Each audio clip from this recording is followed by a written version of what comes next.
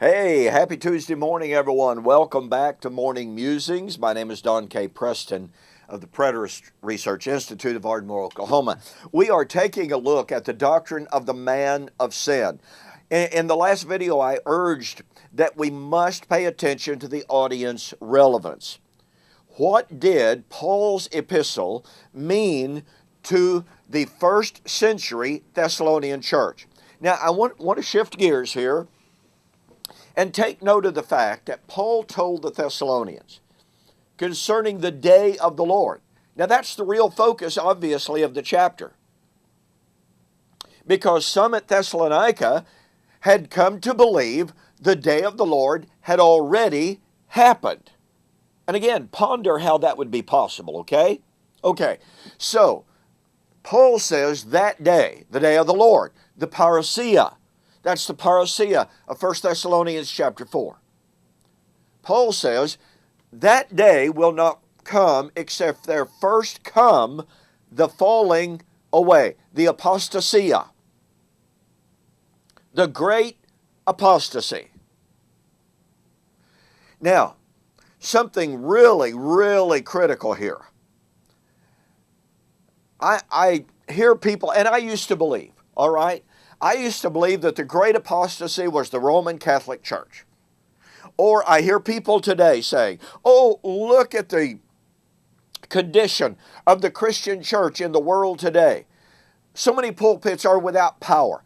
So many churches are focused on entertainment and not on biblical teaching. Surely we're in the midst of the great apostasy.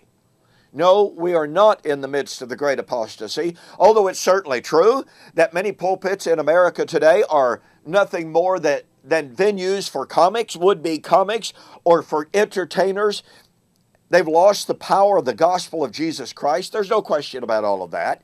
But that doesn't mean that is part of the great apostasy.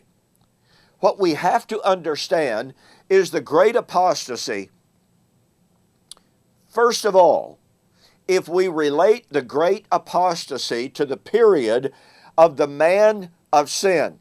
You have to catch this. Then it belongs to the days of the Roman Empire, period. You see, in Daniel chapter 7, we have the prediction of the little horn. Now, I am persuaded that the little horn is probably the Jewish priesthood.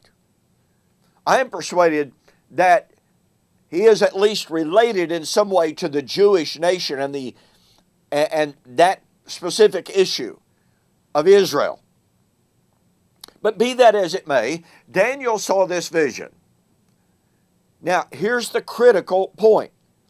If the apostasy and the man of sin belong together, and they obviously do in Paul's theology, and if the man of sin is related to the little horn of Daniel chapter 7, and virtually all commentators agree that that is true, then this is absolutely proof positive that the man of sin and the apostasy belong to the days of the Roman Empire.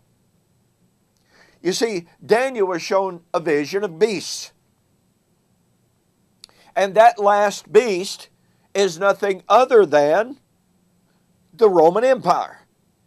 And it would be in the days of the Roman Empire that the little beast, which had come up through all of the previous beasts, by the way, in other words, had already existed, but that little horn rose up and then was manifested in the days of the Roman Empire. Well, look, folks, the Roman Empire ceased to exist in 476 AD. So if we are going to admit that the man of sin of 2 Thessalonians chapter 2 is the little horn of Daniel chapter 7, then you cannot extrapolate the appearance, the actions, and the judgment at the coming of the Lord of Daniel 7, 2 Thessalonians chapter 2, you cannot extrapolate and extend those events beyond the days of the Roman Empire. I mean, after all, if Daniel 7 equals 2 Thessalonians chapter 2, and if Daniel 7 is not beyond Rome, then you can't get 2 Thessalonians chapter 2 beyond Rome. It's just impossible. Now, there are other issues in Daniel 7 and in 2 Thessalonians chapter 2 that demand a first century fulfillment. And we'll see that on the flip side. Be sure to join me. In the meantime, get a copy of my book, In Flaming Fire, for an exegesis of 2 Thessalonians chapter 1, which demonstrates that the coming of the Lord of chapter 2 had to have been in the first century. Thanks so much for joining me this great Tuesday morning. You have a fantastic day. We'll see you on the flip side.